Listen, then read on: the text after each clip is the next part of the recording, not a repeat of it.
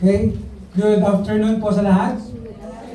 Welcome for this celebration of the resurrection of our Lord Jesus Christ. So I believe that all of us are so familiar with this annual celebration.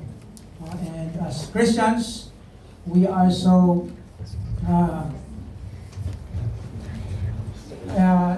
what do you call that? We know these things because we always hear and listen from the messages. It's part of our culture as well that we have this Holy Week. And as Ma'am Lorna said that it's better to say the Resurrection Sunday or Resurrection Day.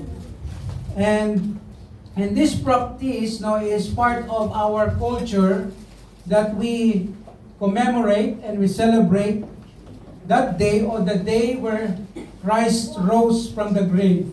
That's what we have Sunday. And we have a lot of messages that we have heard about this. And as we know, our theme here is Spring into New Life. It refers to the resurrection of the Lord Jesus Christ. When He rose from the grave, He experienced the new kind of life, even though when we consider the nature of the Lord Jesus Christ, He is God. He has a deity and also humanity. He became man. He dwelt with us. So when we say resurrection, it's about the body of the Lord Jesus Christ rose from the grave. And that body, it's not the same body that He had before. We call it resurrected body or incorruptible body in the Bible. So when we say spring into new life, technically, Jesus Christ, He never have a new life because originally Jesus Christ is God and deity, and His life existed before, from eternity past. What He had, or He has now, when after He resurrected, is the incorruptible body. And when we talk about Jesus, Jesus Christ is it's not new for this because He is God. He is the one who created everything with His Father. So when we talk about spring into new life, it is good that we will focus on our life as a Christian, because this life that God has given us is new, right? And the life that we have in God is different. So the resurrection day of the Lord Jesus Christ is the message about Jesus Christ and for us, human or even Christians. So that will be our focus in this message. So in the title of this, because this is our theme, so I preferred a title or subtitle natin sa message po natin ito is Christ's resurrection brings newness of life. Ang pagka-resurrect ni Jesus Christ, wala na po tayong masasabi in Christ, because Jesus Christ is the same yesterday, today, and forever. Whether after or before He died, and His life is the same. His character is the same. Right? Because Jesus never changes. According to the Bible, He's the same yesterday, today, and forever. So when we talk about new life, it is more on our life, for our life, as a Christian and as a human in this world. So this afternoon, we will talk about this. Christ's resurrection brings new life. So before we continue, no, let us pause for a while and let us pray and commit to the Lord our time, no, as we learn, no, this message. Shall we pray first? Father God in heaven, we come before your holy presence at this moment. We want to honor you, Lord, and we ask that may you be with us and guide us, O Lord, through your Holy Spirit that is in us. Father, we ask that may you cleanse our hearts and minds, take away all the things that will hinder us in your presence, and as we ponder upon your word, open our minds and hearts of understanding. Help us, Lord, to hear your word and to understand it and even embrace it in our hearts. Bless each one of us, O Lord, in Jesus' name. Amen. Thank you. So, our religion, Christian religion, is the most unique, or there's no different, or there among the religions that we have in this world. Now, Christian religion is different, and tayo lang po na mga Christian ang may message of new life. Do you agree on that? Because many religions, they have their belief system, they have their even promises, no, to their people, and even in the Christian community. No, there are many religions as well, Christian religions, so to speak, but their belief is different. Because as we consider the resurrection of the Lord Jesus Christ, except Christianity, all religions don't believe on the resurrection. Kung tanungin po natin ang iba-ibang mga klaseng reliyon, alam nyo, tinatawanan tayo ng mga religion na iba. Because they don't believe on the resurrection of the Lord Jesus Christ. They don't believe that there is someone who died and rose again. Because the other religions, they have their leaders, their founders, but all of them died. And until now, they were buried. And they never rose from the grave. Only Christianity, only Jesus Christ, a religious leader that we can say, died and rose again. And therefore, our religion is the most, and very, yung may assurance tayo, may foundation. And our religion is the only religion that can bring newness of life. Tayo lang po, pag pumunta ka sa ibang religion, meron namang mga testimony, they have their testimonies that their life was changed. But you know what? Their life is not, yes, it's changed practically, but inwardly, no, it's not. It's only temporary. We, as Christians, tayo lang po ang merong bagong buhay, and that life that we have in Christ is unique, and it is forever. Amen? Amen. And as a Christian, here's the question that we can have from this message that we have. The question is, in Luke chapter 24, by the way, our passages will be taken from other Gospels, because the story of the resurrection of the Lord Jesus Christ, hindi lang po yan in one book, in the Gospels. But we can see in the other passages or books in the Gospels, different views or different experience of the apostles and the disciples. So what kind of newness of life we have in Christ's resurrection? Ano ba yung bago sa buhay natin? Pag ikaw ay naging Christian and you believe on the Lord Jesus Christ, that He died, He was buried, and He rose from the grave. So ano yung mga pagbabago? Ano ang magbago sa buhay po natin bilang mga believers of the Lord Jesus Christ. So in the Bible, we can see, especially in the story of the apostles or the disciples of Jesus Christ, after they believe on the Lord. So number one, the first thing that it will change, it will brings us in the newness of life is number one, it brings newness in our worship.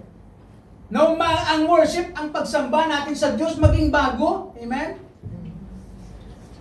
Everyone or every person in this world worship either someone or something. Whether he or she is atheist or not. Di ba may mga atheists din? Atheists, they said that I don't believe in God. There's no God. But the fact is, they still have gods that they worship. No matter how they deny that there's no God, but in their heart, they have gods. Even themselves, they can consider it gods. Hindi lang kaso nila naintindihan. Because when you idolize or worship something rather than God, that's still worship. Amen? Akala po natin, no, worship is only done in the church, in the temple, in the religious or groups. No. Worshiping something or someone, no, nagagawa po yan in other or many ways. So all religions worship someone or something. Lahat po ng religion may sinasamba yan. Amen? Kasi kung yung atheist man or religious man, may sinasamba sila. Either someone or something. Christians, or before we become a Christian na po ba tayo? Yes. Sigurado? Yes. Amen. Before we become a Christian, we worship someone or something. Even we become Christian, we can worship someone or something aside from God. Yun po ang problema natin. And this is called, in the Bible, idolatry. So when we say idolatry, there is literal idolatry that there is graven image. No, they worship graven images. People are making their own gods and worship them. And also, we can say there is spiritual idolatry. Ano yon? We worship material things. We prioritize other things rather than God. We as Christians, we as human, we have this tendency to worship other things rather than God. Will you agree? Because sometimes we don't realize that we worship one thing or that thing. If we compromise, if we prioritize these things rather than God, that is idolatry. That is, you worship that thing, although sabi indirectly, but still in the Bible, it is called idolatry. Because we prioritize and we compromise. So the disciples of the Lord Jesus Christ and the follower of the Lord Jesus Christ they lost their heart of worship after the death of the Lord Jesus. Then we go back to the scripture. After Christ died and he was buried, what the Bible says, his followers, his disciples, scattered. And those people, they lost their heart of worship. But when they witnessed and experienced the resurrected Jesus, ano po nangyari? They were renewed or revived in their heart of worship. We can see that in Luke chapter 24. Now, if you can see in Luke chapter 24, verse 32, the story of the two disciples who walking or on the road to Emmaus. So Jesus Christ approached them, he pretended to be stranger. No, he communicated with them, he talked to them, he shared to them the scripture actually. And after they realized that guy, that person, was Jesus, ano po nangyari dyan? Jesus Christ disappeared in their presence. Tumalala niyo ng dalawang tao na yon, and then they invited Jesus Christ, so eat with us or stay with us. No, because paggabi na, then they eat together. Jesus Christ break bread or the Lord's Supper. Then they recognize that that is Jesus. And what happened? Jesus disappeared in verse 32. Sabi niya sa Luke chapter 24, verse 32. After Jesus Christ appeared to them, they said to one another, "Did not our heart burn within us while He talked with us by the way and while He opened to us the Scripture?" In other words, ito po yung change. Ito po yung binibigay ng resurrected Lord, the resurrection. When they experienced the Lord Jesus Christ, their heart was burning. Ano, pastor? Ano itong burning na ito? No, parang may apoy sa loob. It is a figure of speech that their heart was restored. Their heart was firing, burning. Burning for what? Of course, for God. Because when Christ died, they were discouraged sila, disappointed. Many they returned to their own places.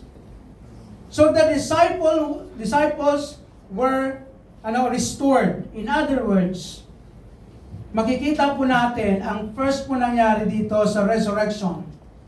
They worship Jesus immediately. Where can we find that? In Matthew chapter 28 verse 9, the story of Mary Magdalene who went to the tomb. Then they experienced that Jesus Christ was gone. The angel appeared to them. The angel talked to them and tell the disciples, and they were so excited. And along the way, Jesus Christ appeared to them. And sabi dyan sa verse 9, Matthew 28, "And as they went to tell His disciples, behold, Jesus met them, saying, All hail! And they came and held Him by the feet and worshiped Him." And that is the time when they experienced the resurrected Lord, that they saw the life. Jesus Christ was alive, and that made them immediately to worship Jesus. Hindi na pa siya ay si Jesus ka ba? Ay, paano mag... No! No, nangyari yun, they held Him by the feet and worship Him right there and then. And that speaks of immediate worship. They grabbed the opportunity, the time to honor Jesus after they experienced Him. And then this is a challenge for us, in our time. And especially for us as OFW, it's a challenge for us. Na ang pag-worship sa Panginoon, it is, parang, once a week, di ba? Once a week. Makagather. Yung iba parang okay lang makasimba, okay lang hindi. It's not what God wants us to be. And if we truly believe in the Lord Jesus Christ, that He was rose from the grave, it will give us urgency to worship Him. I don't know if you are a Christian or if you have that kind of heart na hindi kailangan ko pumunta sa church, kailangan ko magsimba. Although ang worship, hindi naman yan every Sunday lang. You can worship anytime. You can worship anywhere. Amen? And sad to say, some people will say, okay, I will worship here in my room because I can worship anywhere. I will not go to the church. That's wrong. Because even the Bible commanded us, even God commanded us to worship together, corporately. It's okay to worship by yourself, but make it sure that you worship by yourself and that time is not Sunday na walang gathering. Because, Pastor, paano yun? May work ako. Yes, understood. Because God knows our situation. Hindi ka naman pwede mamilit. No? Kung may work ka, may work ka. Walang mga... Pero you can worship Jesus anywhere. Sometimes live. Pero wag lang po tayo umasa sa live. Kung may simba, dyan ka lang naman, wala kang trabaho, wag kang mag-live. Bakit? Kung mag-live ka dyan, tapos may Sunday naman, may gathering naman, parang, I don't believe that it will be acceptable before God. Hindi, Pastor, kasi masama loob ko dun sa dito na lang ako sa online. Lalo pang napasama. Bakit ayaw mo makipag-settle, right? Because the more you hold the grudge, the more you hold that problem, it will get worse. You cannot worship Jesus. Right? And worshiping Jesus Christ, it is an immediate, it must be, grab at any time, especially if there's an opportunity. And this is what happened to them. Mary, na makikita din natin sa ibang mga disciples, not only they worship Christ immediately, but also we can say they worship Jesus Christ intimately. Na ibig sabihin, nung very close. Kung maalala niyo si Mary and maybe together with her companion and even the rest of the apostles or disciples, in John chapter 20, na-describe po doon kasi ang Matthew chapter 28, medyo kulang yung pag-describe ni Matthew. But in John chapter 20 verse 16, ano po nangyari dito? Jesus said to her, to Mary, she turned herself and said, kasi nga, Jesus Christ appeared to Mary himself. Sabi niya, she turned to herself and said unto him, Rabboni, Rabbi, teacher nila. Which is to say, master, or master, teacher, master. Jesus said unto her, touch me not. Alam mo bakit? For I am not yet ascended to my Father, but go to my brethren, and say to them, I ascend unto my Father, and your Father, and my God, and your God. Kung makikita po natin, very excited si Mary, maybe, I don't know kung ihag niya si Jesus Christ, whatever, but we can see here the desire to get close to Jesus. And in Matthew, they worshiped Him, held Him by the feet. It speaks of intimacy, closeness with the Lord. Sa iba, siyempre, binibigyan pa ng meaning yung ano-ano. But sa Panginoon, God wants us to be intimate. And that's what we can see to them, to Mary. And they want to get close to Jesus as they worship Him because they experience Him personally. Can you imagine that moment?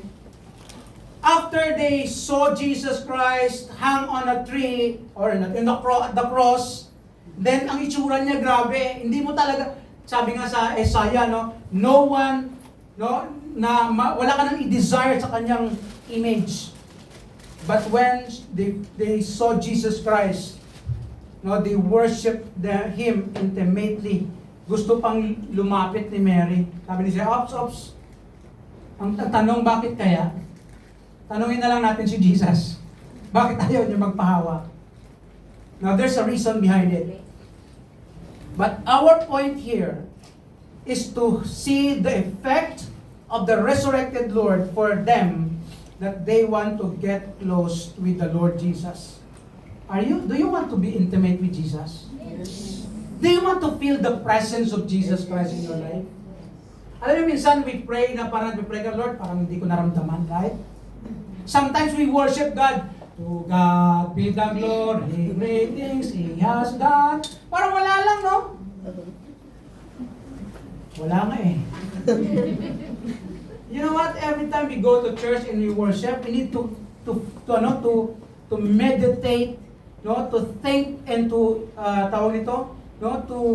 to pray that we will feel the presence of God and we worship Him. That when we sing songs, we think about Him. We think about the message. And that way, I believe God will allow you to experience Him. Yes, we have the Holy Spirit in our hearts, according to the Bible. But sometimes we don't feel the Holy Spirit. Right? then there's a problem. Kaya sometimes we need to check ourselves, examine ourselves, and we need to maybe confess something that we need to and worship the Lord. Kaya minsan, or I mean the practice is sometimes, I don't know kung napapractice nyo, no, in the church, bago mag-worship, mayroong silent prayer, diba? Mayroong preparation of your heart bago ka mag-worship to experience God. Paano, Pastor? Maraming disturbo sa church. Patay tayo dyan. We need to overcome those kind of things. So these disciples, they worship Him intimately, and finally, thirdly, they worship Jesus intensely. Intimately pa rin natin nakalagay dyan. Ay, ano? Mali? No? Dapat intensely yan, hindi na-edit. By the way, munti ka na to na hindi ma-resurrect yung PowerPoint. Kagabi, habang pinapa-finalize ko, nag-shutdown yung laptop, di na mag-open. Isang oras ginagawa. Kasi may problema yung laptop ko eh. Sabi ko, bahala Lord, tulugan ko na. Kung di man mag-open bukas, hindi patay. Walang resurrection. Buti na lang, na-resurrect yung laptop, pinabukasan, may PowerPoint, pero kulang. Okay lang. At least meron tayong PowerPoint. So they worship Jesus intensely, and this is what happened. In John chapter 20, verse 28 or 27 muna tayo. Then said to Thomas, kasi si Thomas doubter to it. Nagte-testify na yung mga disciples na nakakita, yes, indeed, Jesus Christ is alive. And then sabi dito, si Thomas ayaw niya makinig. Ayaw ko maniwala, gusto ko makita muna. Kung hindi ko siya mahawakan.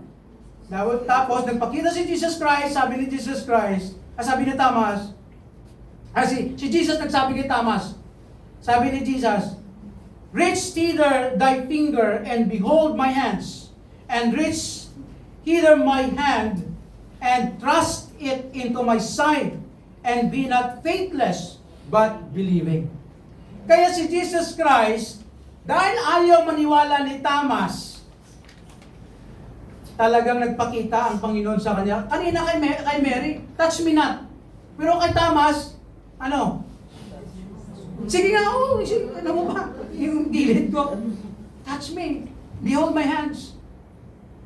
Because Jesus Christ wants to, that Thomas will really understand and will really see and experience and believe in the Lord Jesus, the resurrected Lord. And what happened? After Thomas experienced the Lord Jesus Christ personally in his life, ano nangyari? And Thomas answered and said unto him, my Lord and my God. Hindi na, my Lord and my God. Hindi ganoon. Talagang, sabi nga ng isang grupo na hindi naniwala kay Jesus Christ na God, nagulat lang daw si Thomas na ang kanilang argument. Naiyan ko, sinabi ni Thomas daw, expression lang yan. Parang ay, Diyos ko po. Ano yun ang argument ng isang grupo na hindi naniniwala kay Jesus Christ na Diyos. Kasi daw itong verse na ito, nagulat lang si Thomas. I don't think so. Do you believe that si Thomas nagulat? That when he experienced the Lord, then he said, my Lord and my God. Hindi ito nagulat. It is the reaction of his faith that when he experienced the Lord Jesus Christ, he worshiped Jesus. Hindi lang po siya nag-worship, actually. Marami po dyan sila sa Luke verse, jump tayo sa 52 ng chapter 24. And tingnan po natin yung, kasi hindi siya kompleto yung pagsulat ni Luke dito. Yung ibang dugtong ng story na sa Acts chapter 1. So sabi dito, and they worshiped Him and returned to Jerusalem, ano nangyari? With great joy. They were so excited and joyful that then when they experienced the Lord Jesus Christ, they were rejoicing and worship the Lord. Grabe yung intensity. Yung gravity. Talaga yung kanilang yung heart of worship. They were overjoyed when they experienced the Lord Jesus. And that is the effect of newness of worship. Yes. Yan po ang worship na hinahanap ng Diyos. Amen? Pag nagsamba tayo sa Diyos, dapat masaya tayo. No, we glorify Him, we rejoice in Him.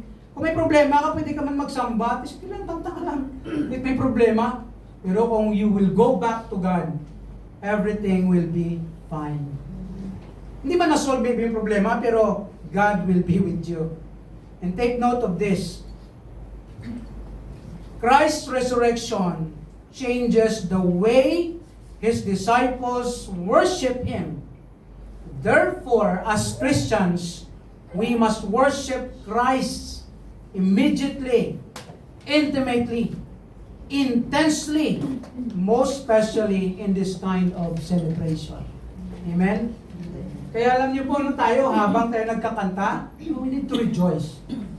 We need to show to the people that indeed our Lord was risen.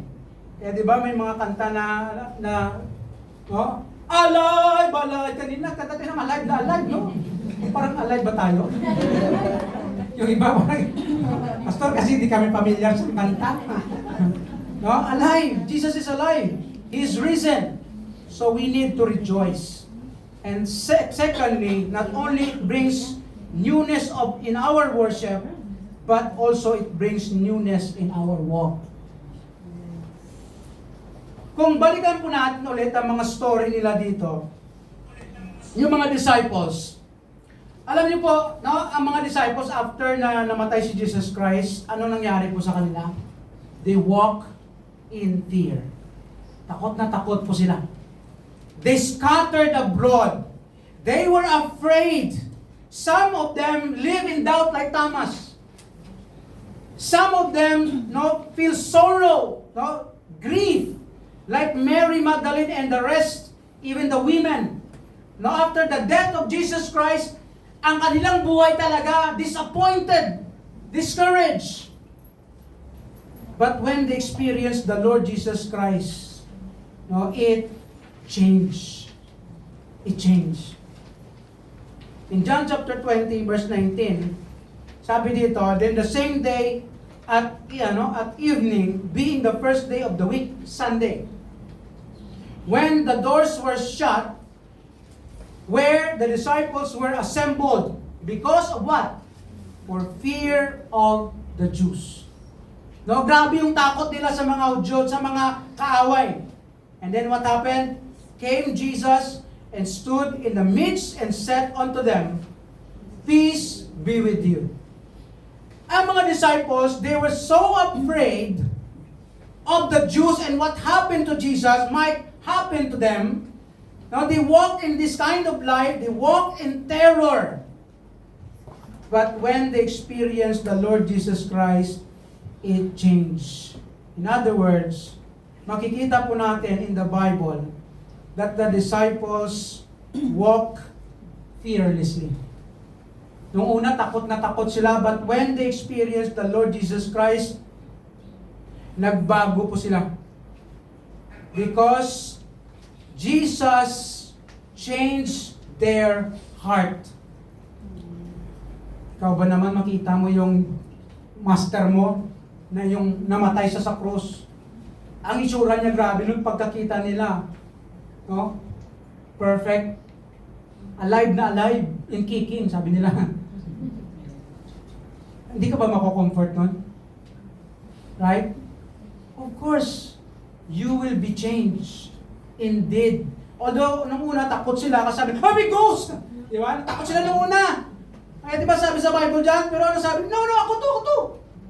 Tapos, para maniwala pa sila kay Jesus Christ, sabi nila, may pagkain ba kayo dito? Binigyan nila ng broiled fish, and then honey, and something, kumain si Jesus Christ. You see, the Spirit has no, flesh na makakain. But ako, you see me. I am, Jesus. I have body. And then they were encouraged. They become fearless, especially sa mga terrors from the religious leaders, from the government. They were so confident and courageous to walk and face any troubles in life. Are you like that in this world now? Ganun ba tayo ngayon? Kung titingnan po natin ngayon ng mga nangyayari, right? No, especially ang mga nangyayari ngayon sa Middle East, no? Ang mga nangyayari sa other places, no? Sa doon wars, sa iba tragedies, no? Calamities. Ano pang mga nangyayari na magkukos sa atin ng trouble and worries in our life? All those things is happening. But if we believe on the Lord Jesus Christ, it will help us. No, it will give us confidence. Kaya tandaan po natin ito. No matter what is happening in our days, no, like ongoing wars in the Middle East, tragedies and calamities happening in the world, additionally, the present even corruptions, no, in our country, we can still live in faith, courage, and confidence in Christ. Amen? We have that kind of confidence na ang nangyayari ngayon, part yan sa plano ng Diyos. Because God is sovereign. No, God is the one who is in control. Kaya minsan parang magagalit tayo, kung ano man nangyayari, sasaktan tayo, magkaroon tayo ng maybe worries, natutrouble tayo. But just go back to the Lord Jesus. He is the one who can make us, no, and brings us peace and courage in this life. And these disciples, no, they walked fearlessly, and secondly, they walked faithfully. Ito yung maganda. After they experienced the Lord Jesus Christ, naging faithful sila. John chapter 20, verse 20, and when he had so said, she showed him unto him his hands and his side.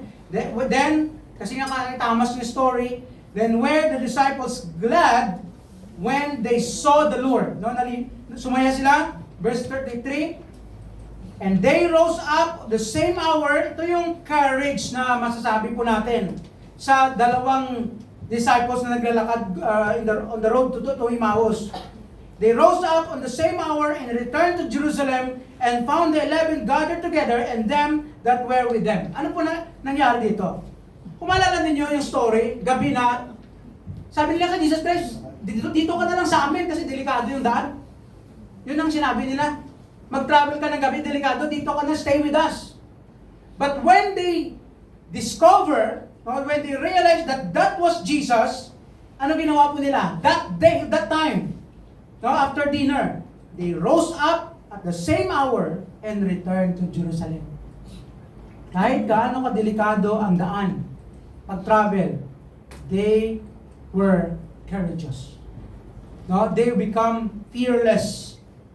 At saka bumalik sila sa Jerusalem to see the other disciples. And verse 37 says, but they were terrified. Nung nagpakita si Jesus Christ in a fright, affrighted and supposed that they have seen the spirit or the ghost in other translation. Now, and when he said unto them, why are you troubled? Why do thoughts arise in your hearts? And then sabi sa verse 39, binasa natin ito kanina. In verse 50, and he held them out, he led them, si Jesus Christ, out as far as to Bethany, and he lifted up his hands and blessed them. In other words, these people became fearless. Wala na silang takot kasi kasama nila si Jesus Christ. Amen? Kayo, takot ba kayo? Takot ba tayo? Minsan siguro, yes, understood human as we are, ma-feel natin yung fear in one moment. But we need to go back to Jesus. Jesus is there for us. He is alive. Even though He is in heaven now, He is watching, and His Holy Spirit is in us. Sabi nga ni Jesus Christ, I will give you another comforter. He will guide you. He will teach you. He will lead you. And that's the work of the Holy Spirit. And that is our comfort in this life. And that's why we need to overcome. That's the way we can overcome as well the terror in this world. Kaya po as Christians, we need to consider. And these people, naging faithful sila kay Jesus. In verse 52 kanina, binasa natin. And they worshipped Him and returned to Jerusalem with great joy. Ano po makikita natin dyan? Si Jesus Christ, ni worship nila together Kaya po alam niyo po ang pagsamba sa Panginoon, hindi lang po yan, basta ako lang, okay lang ako. No? Kaya po ito pong mistake at saka maybe misunderstanding or maybe neglect ng ibang mga believers. Nakakala nila okay lang mag-worship sila na sila lang. No, ako lang dito, ayaw ko na magpunta sa church. Mag-worship na lang ako sarili ko online. Okay lang mag-online kung wala kang Sunday off. Okay lang mag-online kung walang church sa paligid mo. Kung may church lang naman, na mag-online ka pa. Diba? There's something wrong.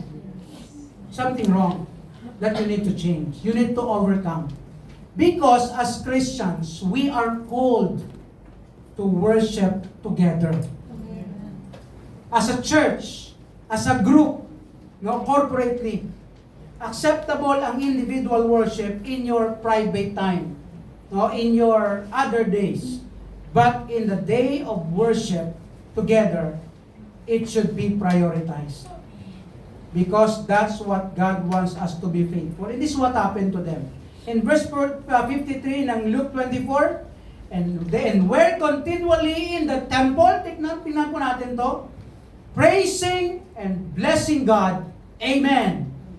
Amen? Amen. After na si Jesus Christ, no, na bumalik na sa heaven, kasi nga na-witness na nila, they were continually in the temple. Sabi nga sa Acts, araw-araw sila nag-gather, no? Sa atin, once a week, no? Worship, Sunday, worship, fellowship, prayer meeting, wala pa nga sa prayer meeting. Di ba? Kasi pagod. O, kasi iba, tamad.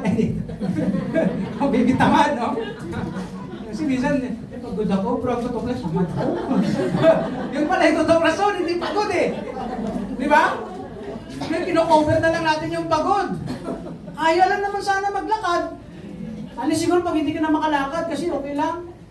No? So, as a Christian, we need to be faithful in every gathering that Christ or God wants us to be, because that is the faithful way in walking with, and that's what happened to the disciples.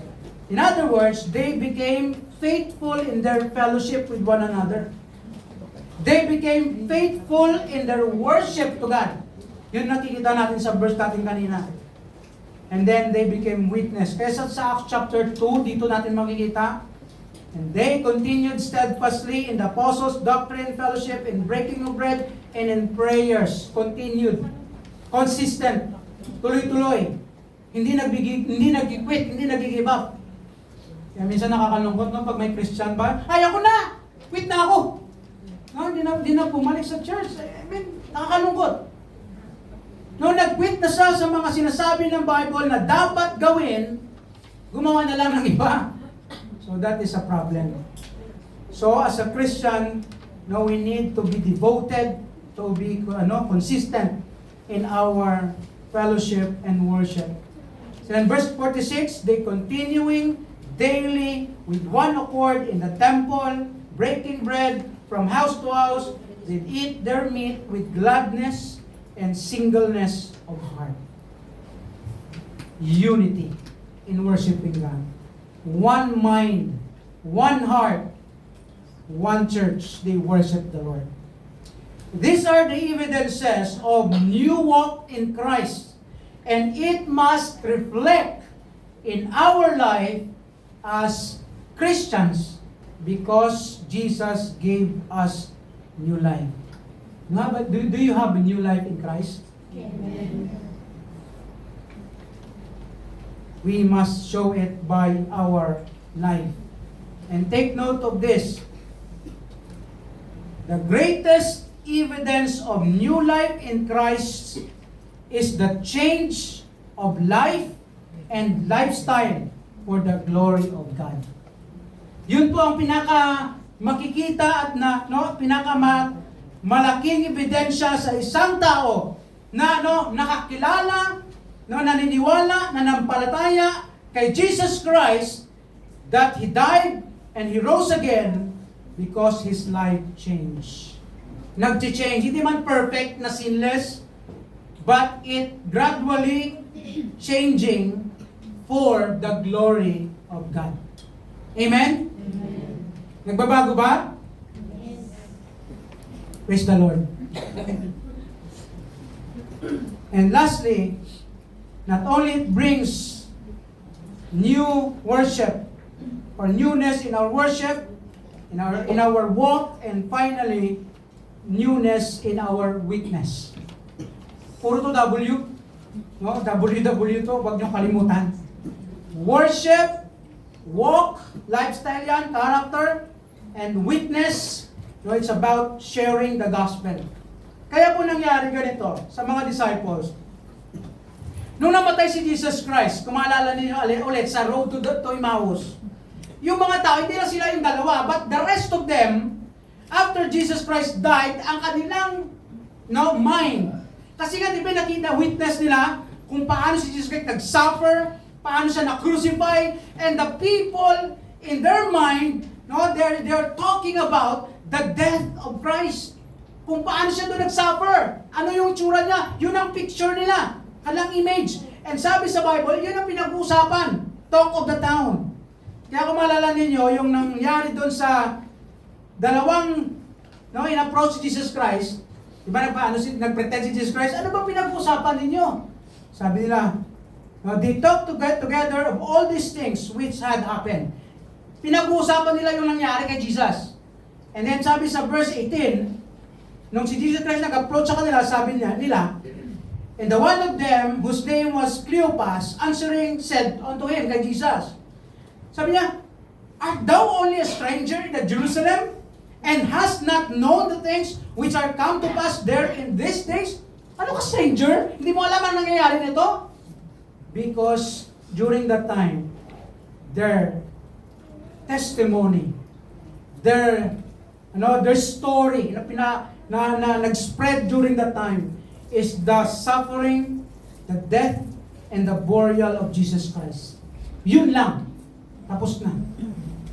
And you know what? The problem of that story,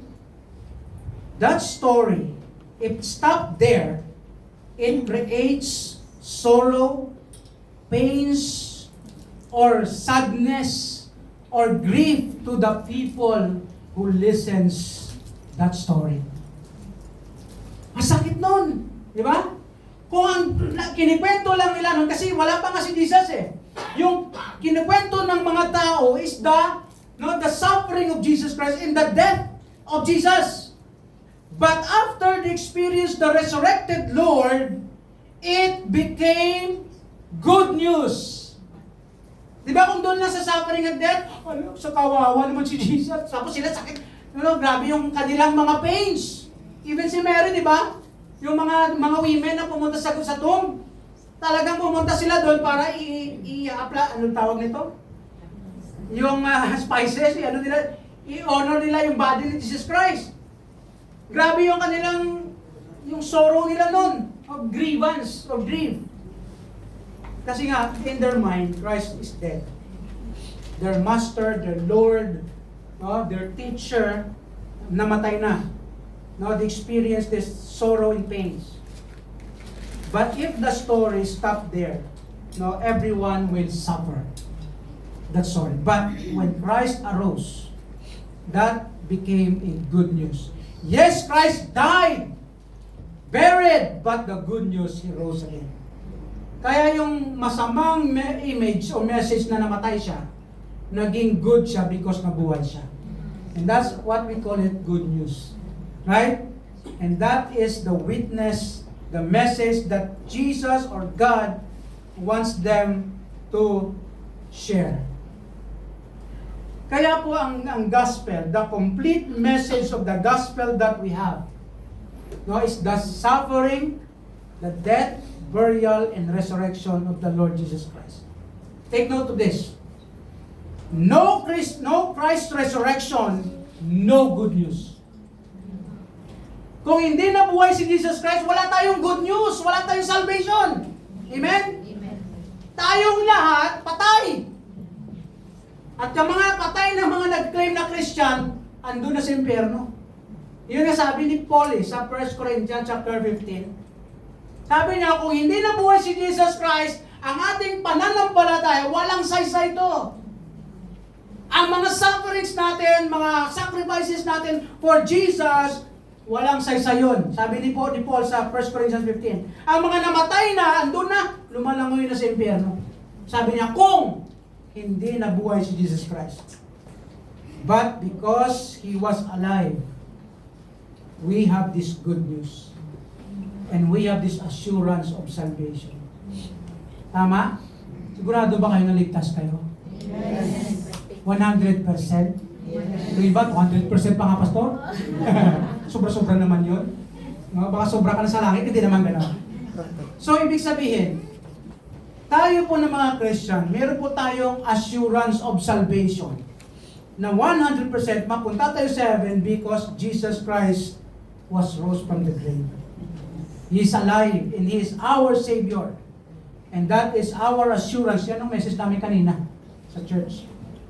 But here's the message that we have here. Number one, it brings newness in our witness. They have become eyewitnesses. Sila mismo nakita nila na si Jesus talaga ito. Nakita nila yung katawan ni Jesus Christ, na-experience nila that Jesus indeed was rose from the grave.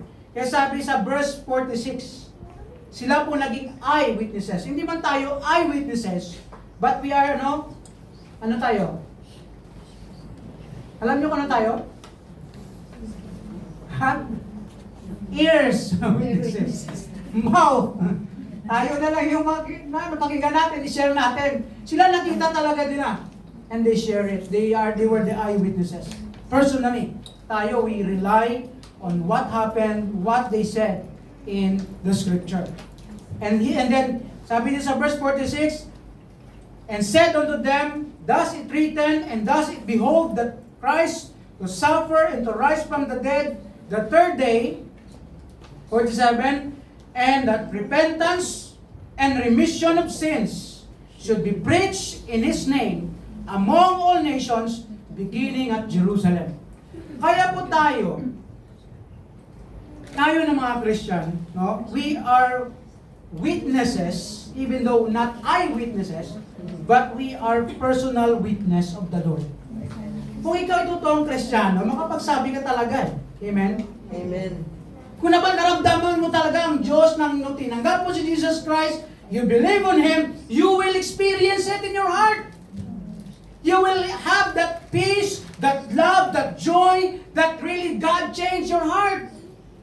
Because the Holy Spirit will reside in you, will cleanse you, will change your heart. And that's the way God changed us and make us witness. Kung tingnan po natin dito, sabi ni Jesus Christ, and you are witnesses of these things. Kayo. Sabi niya sa mga disciples, mga followers. In other words, they become eyewitnesses. They were direct witnesses of the resurrected Lord. Diretso kasi direct sila human. Tayo indirect na to the scripture. Tayo inutusan din tayo ng Diyos. Alam niyo, Great Commission, hindi lang yun para sa mga disciples, apostles, mga pastors, hindi. Ang Great Commission para yan sa lahat ng mga Kristiyano. For you and for me na tayo dapat mag-share. Dito, makikita natin, they were demanded the witnesses for the resurrected Lord. Binigyan sila ng utos. At tayo din ng mga Christian. As Christians, though we are not eyewitnesses of the Lord Jesus Christ, the resurrected Lord, but if we are truly Christians, we have personal encounter, as I've said. And then you can tell what and how to be saved. Makapagsabi ba kayo kung paano maligtas ang isang tao? Or makapagsabi ka ba kung paano ka naligtas? Can you tell the story how you got saved?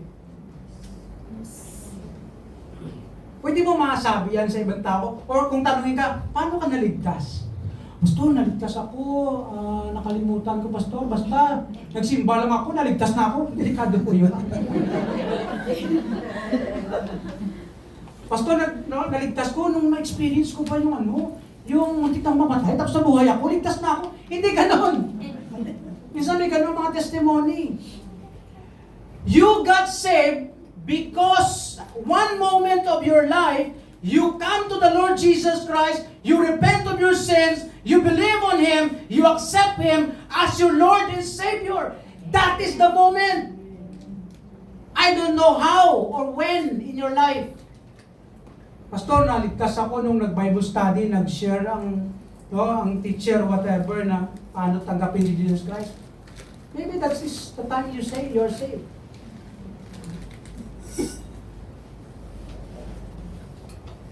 Because I believe, if we truly experience the Lord in that way, you can tell. Yung iba na, Pastor, nakalimutan ko ng taon, basta, Pastor, ganito, ganyan. O sige, basta. Ikaw lang naman nakakaalam din sa sarili mo. I mean, it is you and God who sees your heart. And people will see the evidence, the changes in your life. Still, but ang Diyos pa rin ang nakakaalam at ikaw. Hindi ka pwede mo sabi, ikaw hindi ka talaga ligtas, ha? Hindi pwede mo sabi ng ganun. No? Pwede ka siguro, ligtas ka ba? Pwede mag-question siguro na ganun, pero hindi, parang hindi condemn or hindi tayo pwede makapagsalita ng ganyan. Ang Diyos nakakaalam. Marami pa yung mga pastor pa nga, siguro hindi ligtas eh. Alam niyo? Ha? Yung mga Bible students na third year na sa Bible school, doon na ligtas. Yung iba, 4th year na, pang 2nd year, 3rd year, nagpipreach. Nagpupunta sa mga weekend, nagtuturo ng Bible, tapos hindi pala ligtas. Di ba? May mga ganun. Totoo yan. Hindi yan gawa-gawang kwento, ha? May mga testimony na ganun. Ano talaga, Pastor? Yes.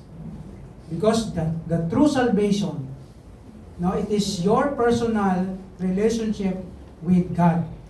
Ikaw ang nakakita, ikaw ang nakakaalam. People maybe question, but they cannot judge. We cannot judge. Kaya tayo, as much as possible, we encourage that we will make it sure that we are saved. So that we can testify. We can be a witness. And secondly, not only they have become eyewitnesses, but they have become eager witnesses. Kaya grabe ang kanilang passion to tell. Kaya in verse 33 sa Luke chapter 24, nung narinig ni Mary, na sabi ng angel, tell the disciples, sabi diyan, they rose up, itong dalawa, nung na-experience nila si Jesus Christ, they rose up the same hour, returned to Jerusalem. Talagang grabe yung kanilang eagerness to tell the disciples, the other disciples, to tell them that indeed Christ was alive. In verse 39, ano na natin ito, ang witnesses. Matthew 28 verse 8, sabi dito sa kay Mary naman, sa mga women, they departed quickly from the sepulchre with fear and great joy, and did run to bring His disciples words. Grabe yung heart and eagerness to worship Jesus and to share the gospel. And then verse 9, and they went to tell His disciples, si Jesus Christ nag-appear as they go along the way. So number 1, they were excited to tell the people. Are you excited to tell others of Jesus? Excited ka ba na mag-share, especially sa mga loved ones natin, relatives natin, na hindi pa talaga Christian? May mga loved ones pa tayo na hindi Christian, right? Sa mga iba. We need to tell them, Pastor, bakit tigas-tigas ng ulo, Pastor? Nasiran ko naman. Sige no. Kung nasiran mo na, bahala na sa buhay yan. Hindi ba? Ipag-pray pa rin. But the Bible wants us to keep sharing the gospel so that they will be saved like us. They were so excited to tell the people and they excelled in telling the gospel. Makikita po natin yan sa Acts chapter 1, chapter 2. Although that is the word of the Holy Spirit to them. Na nagkaroon sila ng eagerness, excitement. Nag-excel sila sa pag-share ng gospel because of the Holy Spirit. And tayo na mga Christian, ganun din. We should be eager to share the gospel. Sino pa yung circle of friends o circle of mga kilala mo, close mo, nakikita mo, No, na-communicate mo maybe along the way in your boarding house, in your workplace, na hindi pa talaga nakarinig. O yung iba nakarinig na pero bingi. Sige lang, kung bingi, ayan na lang. Importante na sira na natin. Kung hindi man siya ma-save, so be it. Bahala na si Lord. What the matter most is, we already shared the gospel. Are you? Are we? All Christians are given the greatest commission to preach and teach or share the gospel, the death, burial, and resurrection of the Lord Jesus. Therefore, we must be eager and excited to share the gospel to the unsaved. Ang context lang natin kaso dito sa Macau is mahirap, right? Context natin. Kasi hindi ka pwede mag-house to house eh. Ako po, Bible study po kami, sisipain ka no? Sino ka? Kasi mag-approach ka lang sa mga stranger dyan, baka scammer to. Diba? Yun ang struggle natin sa context natin. No, kasi nga hindi ka kilala, strangers tayo eh. Kasi sobrang dami ng scammer, pati tayo napagkamalan na lang. Diba? So that's a struggle sa atin. Pero still, no, we need to find ways kung paano natin ma-share ang gospel ng Diyos. Through our life, through our kindness, through our goodness sa mga tao. And that must be our work as a Christian. And here's our reflection, and let's ask ourselves of this. Do you have this new life in Christ? Meron ka na bang bagong buhay? Do you experience the new life? How is your worship to God these days? Kamusta ang pagsamba niyo sa Diyos?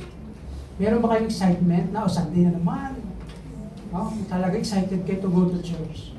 O minsan parang burden na, Lord, hirap naman, simba na naman, isip na naman umaga, pagod na, Lord. Ano ba ito?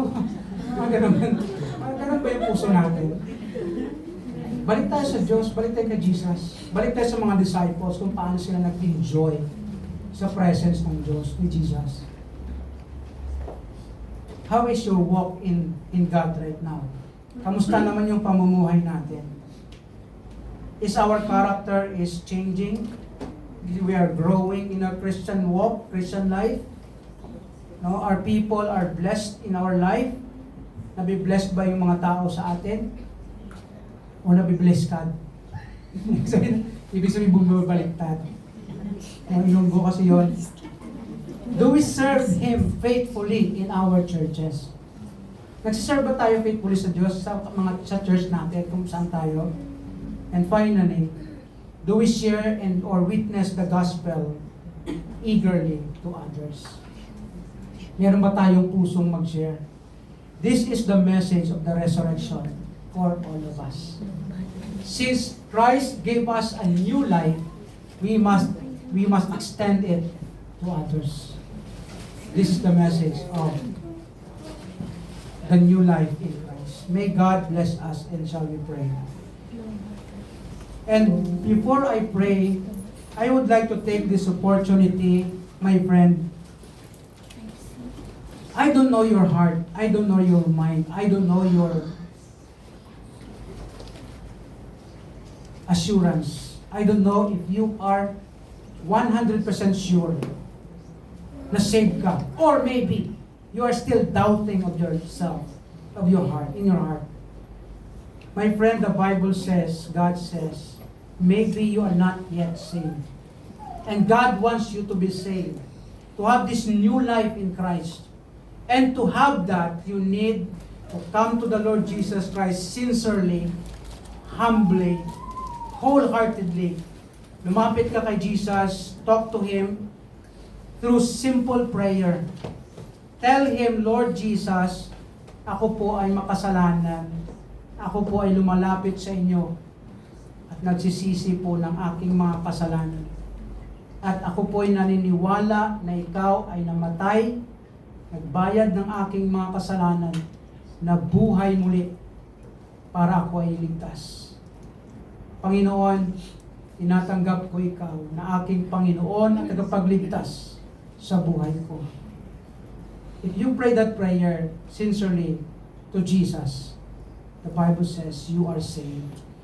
You are 100%. You must be. Because that's what the Bible says. Father God in heaven, thank you so much for this wonderful message of the resurrection of the Lord Jesus. It gives us hope. It gives us courage. It gives us peace despite of the troubles in the world. It gives us courage to witness and joy to worship you, Lord.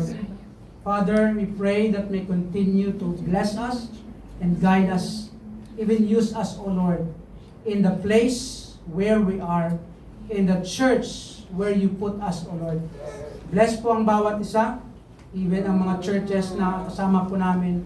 We continue to strengthen our fellowship, our gathering, our relationship as a Christian, as one body of yours, of Jesus. Thank you so much, and we commit everything to you. In Jesus' name, amen. Thank you, and God bless po sa lahat.